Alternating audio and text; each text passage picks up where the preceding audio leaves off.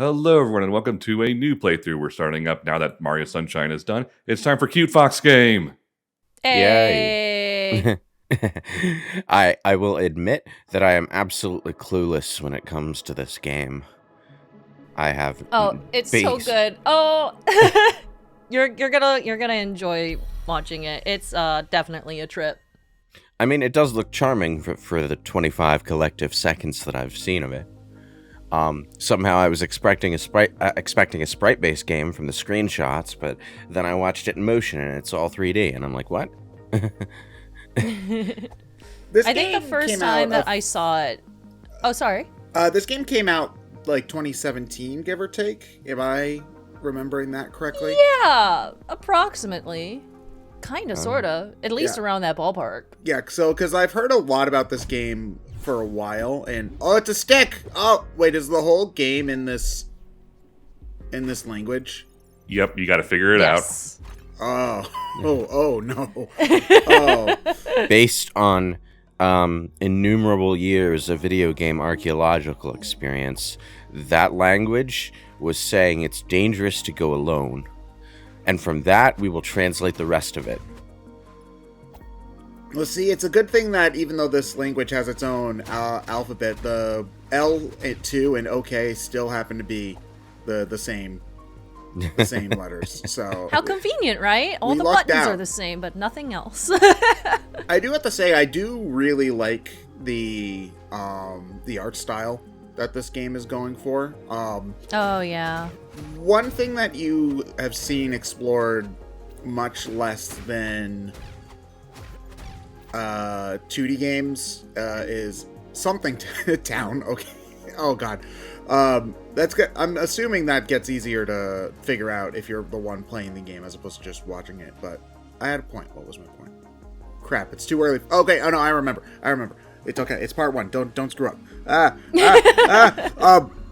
So 2D games. There's been a lot of exploration on nostalgia-based graphics for 2D games. 18-bit, 16-bit, whatnot. There's been a significant amount less done with low poly graphics, and I like the idea of this being like a high fidelity low poly game, because obviously everything is very, very simplistic in terms of the construction, but like the lighting effects in particular and how smooth everything looks is like, this game's really, I like the way this game looks a lot just from the first minute.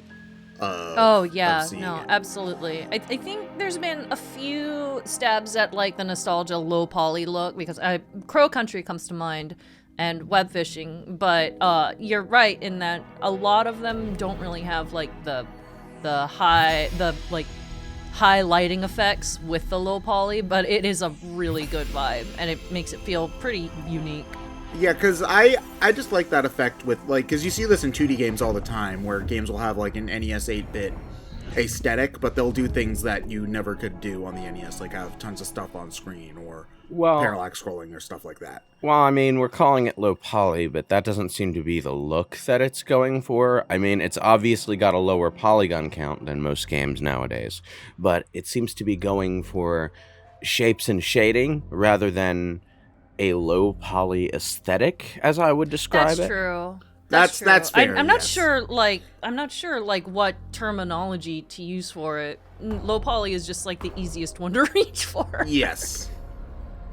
Well, I mean, stylized would be my go-to for this kind of thing, where it's less graphically intensive, but also more stylistically intensive to compensate.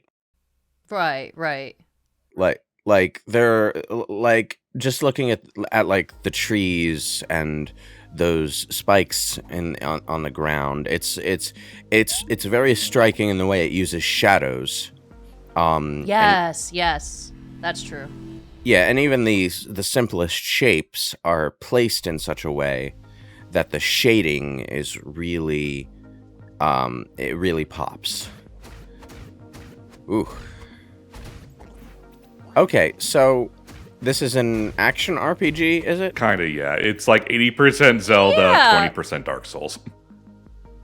Yeah. I was about to say, like, it's kind of Souls-like, actually, which is weird because of how cute it is, but it kind of is a little bit. a lot of it in certain ways. So, like, when you die, you don't game over. You instead respawn at a spawn point and have to recollect the stuff you dropped.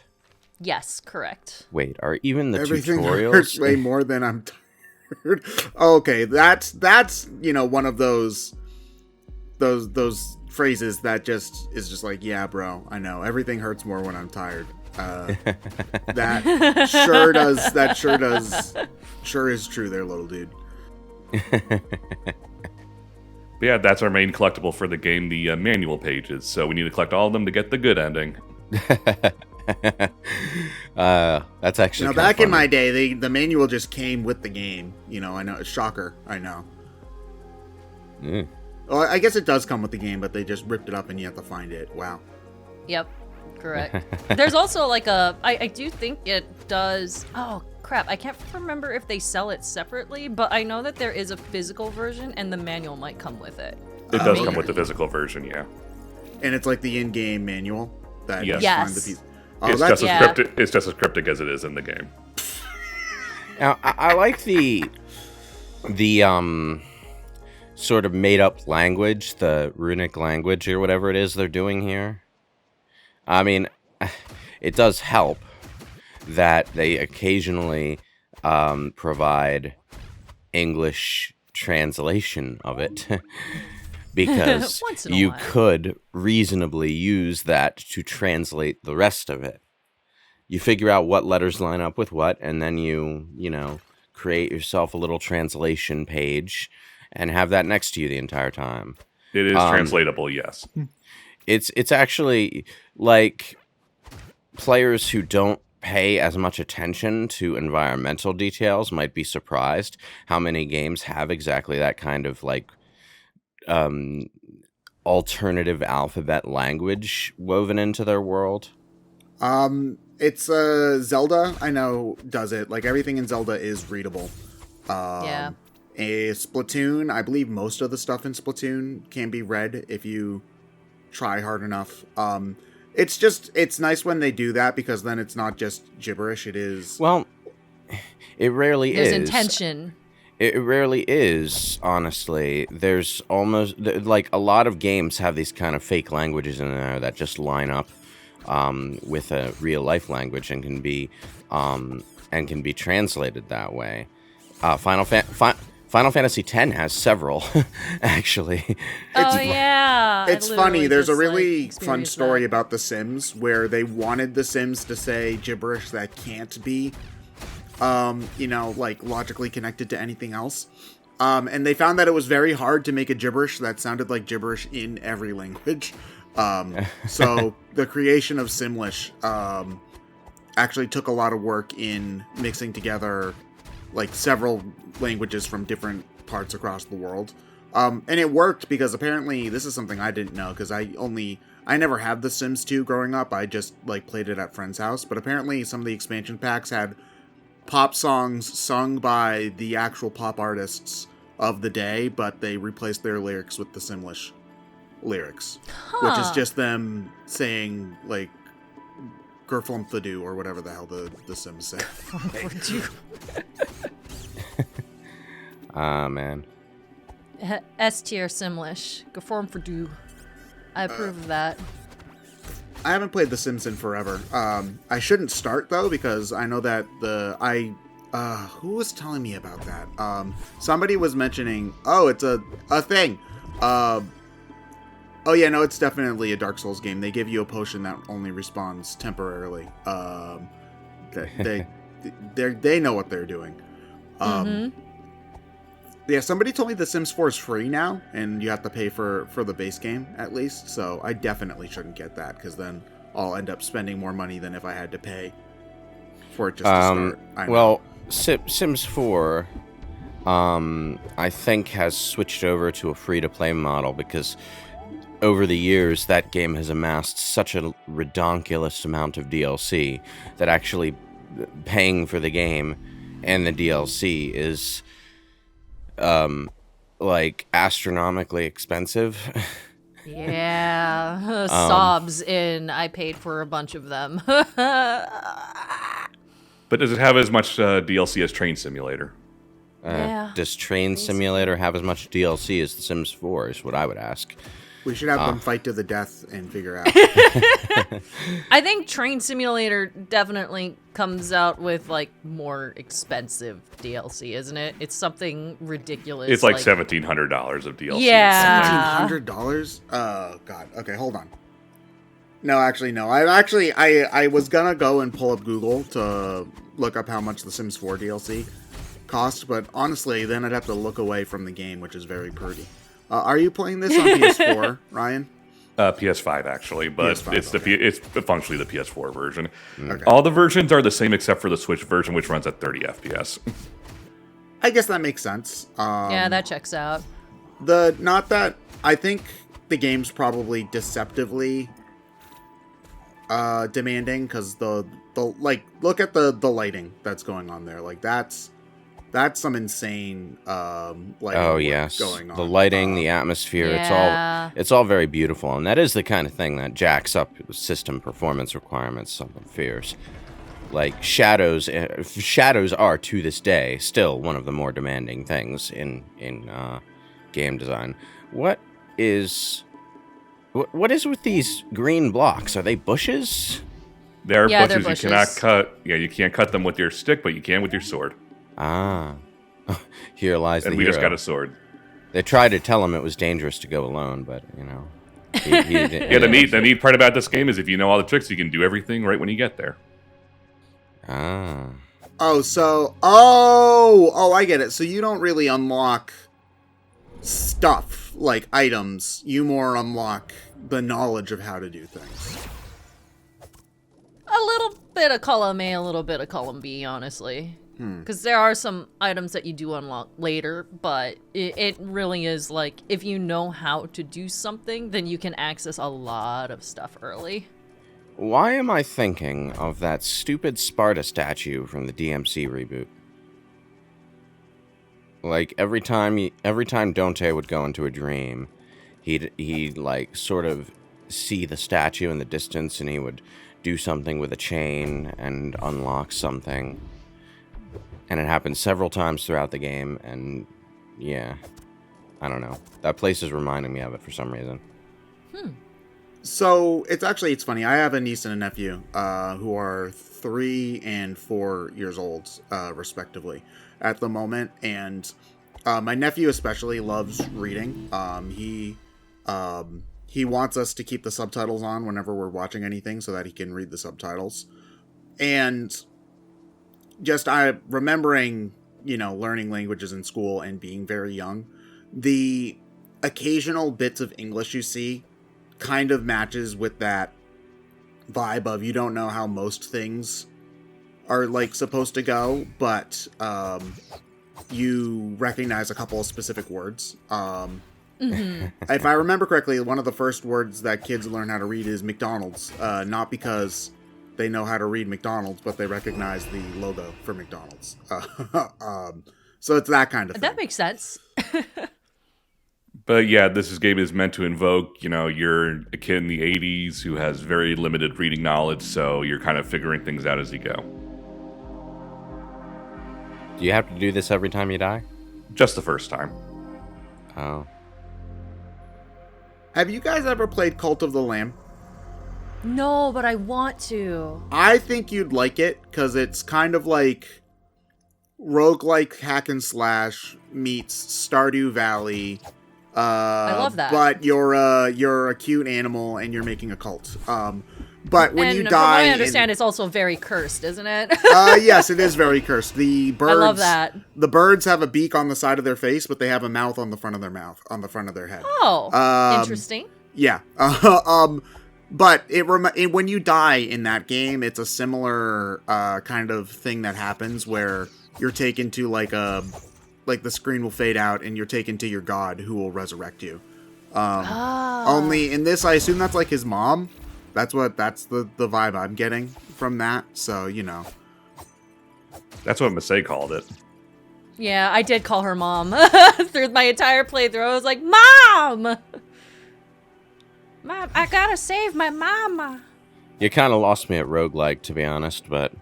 So Roguelike is a genre that I've been getting more interested in as time goes on.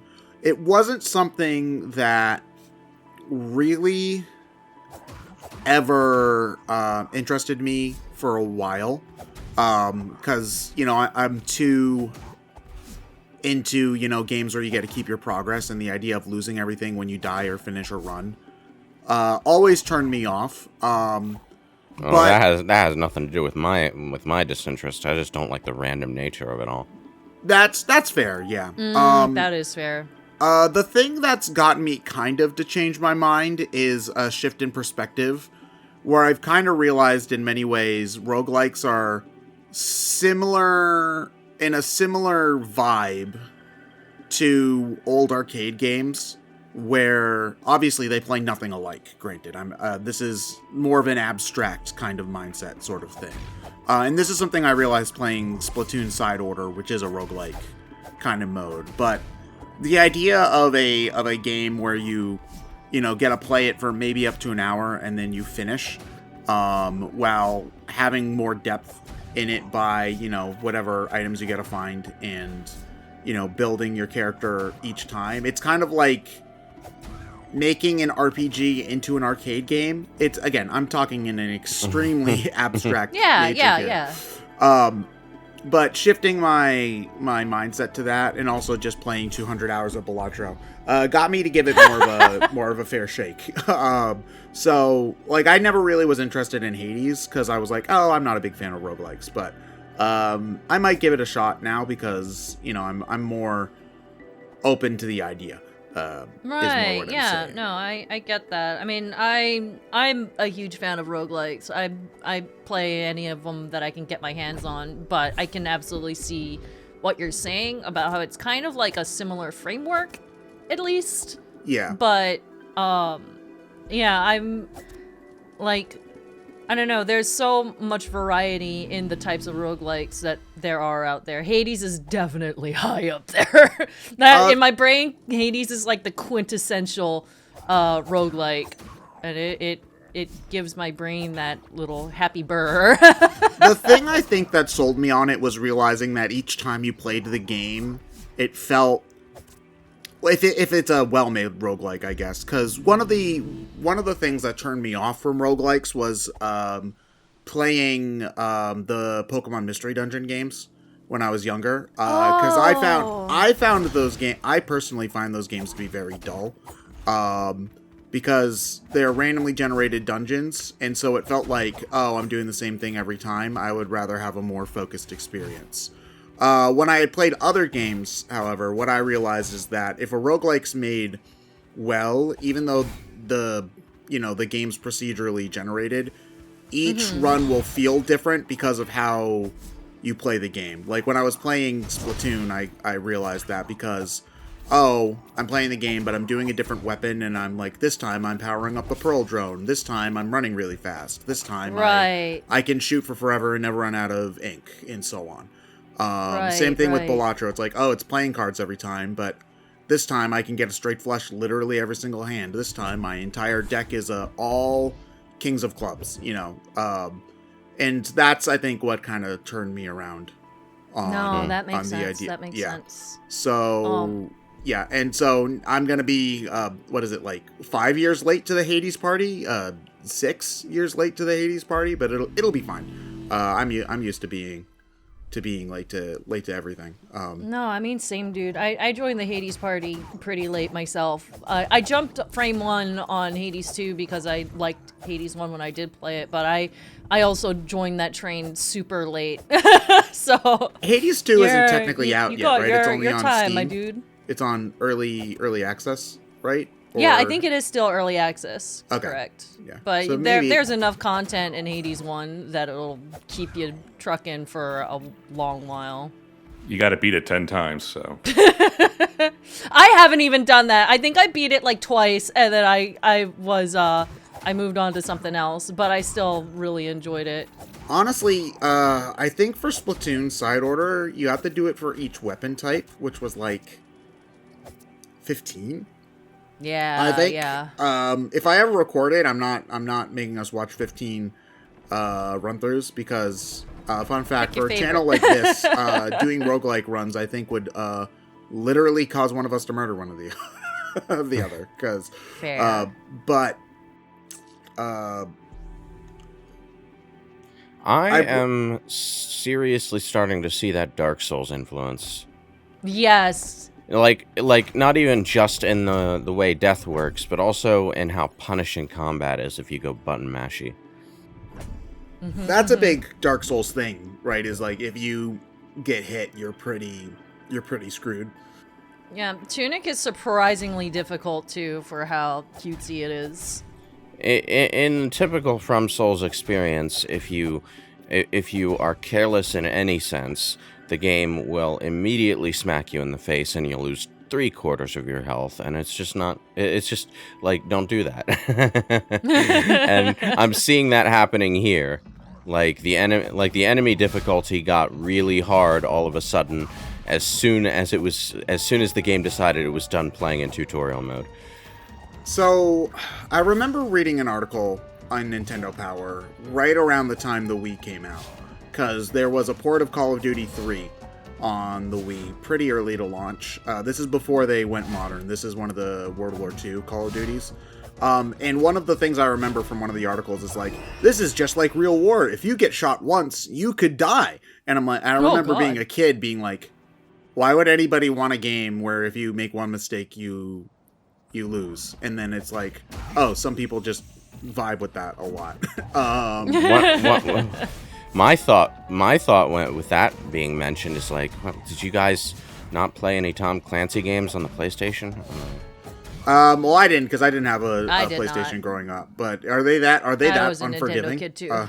It depends on which one you're talking about, but like I'm pretty sure it was what was it called? It was one of the ones that was based around like a squad that you had to control and strategize with, and if any member got shot like once or twice, they were done. Was it SWAT? You know? No, it wasn't SWAT. It might have been Rainbow Six, maybe? Might be Rainbow Six. I can never remember which Tom Clancy game was called which one. It's okay. When I worked at the bookstore, I couldn't remember which Tom Clancy book was which one. Well, the games are more distinctive than that. The one I'm talking about involves like, all right, you would have an operation that would involve getting into one building and I don't know, getting some hostages out or something, and you'd have like five or six people Rainbow. that you would control. It might be Rainbow Six, yeah, but it's like you would have to plan out your squad's approach meticulously, and if you messed up, people would just straight up die. You couldn't. It's like you couldn't tank 5 or 6 hits before dying. There was like zero room for error in the way that game played. And that made it High interesting. pressure. I know in the SWAT games, it was basically damage based on your body. So if you got shot in the leg, you would move at like a snail's pace.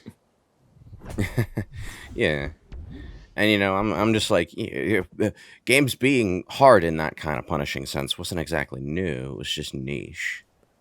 That reminds me specifically, like the your part of the body that gets hit affects certain things. Reminds me of Fear and Hunger. Like, obviously that's not old school or anything, but like that sort of punishing.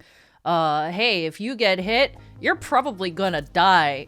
Kind of reminds me of that, even though that's more RPG-ish rather than action game. That title makes me think, oh, this is a survival game.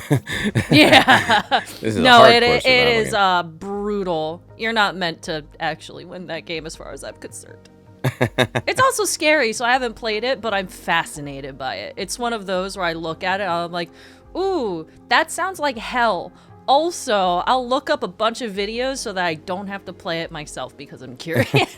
Yo, I do that with so many games where it's just like, Same! oh, yeah, it's like, Don't Starve. Ooh, that game looks neat. I'm terrible at it. Okay, I'll just watch YouTubers play it instead. Oh, Don't Starve. Yeah, that one is really hard. I play that one with friends, and like that's the only way I'll ever play it because otherwise I would never get anywhere. Well, those kind of really difficult survival experience games are really fun, but you have to be in the right mindset. Also, they get exponentially easier the further you get in, because the more resources you have, the less you have to worry about. And so, the longer you stick with it, the less of a pain in the ass it becomes to actually survive. Yeah, I call that the Mega Man difficulty curve, where the game gets easier as you go. The more resources you get, the more of the lay of the land you remember. You just, it's only really ball-bustingly difficult in the early hours. Yeah. Games like, Terraria is not exactly a survival game, but games like it will often, if they want the game to have a more linear, this is just the Zelda 1 map. Okay. And that little icon is where you are, so you can refer to this map as to look where you are. They're called slorms. I love them. Oh my goodness. Oh, they're great. I will have to say though, I like the idea of finding the manual pages, because that is one of the only reasons why, as a kid, especially Zelda 1 is obviously a huge inspiration for this game. And I still to this day only believe that people like Zelda 1 because they either grew up with the manual or had Nintendo Power. Because if you try to play those things without either of those things, it's impossible. Oh, so they're potions! Yo! Wow, thanks. Well, I mean, that wasn't particularly unique at the time either. I'm gonna say a lot of games you were expected to have the manual and read the manual to know what you were doing.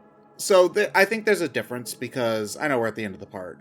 With a game like the original Dragon Quest or the original Final Fantasy, if you went around and talked to enough people, you would eventually figure out what you were supposed to do. Maybe if you were playing in Japanese. No, if you're playing the original Dragon Quests, those games were actually translated, so you would figure out if you talk to people. But those games didn't have things like, I just gotta blow up every wall, or I gotta burn every bush until I find the one that has the thing hidden in it. They were much more reasonable.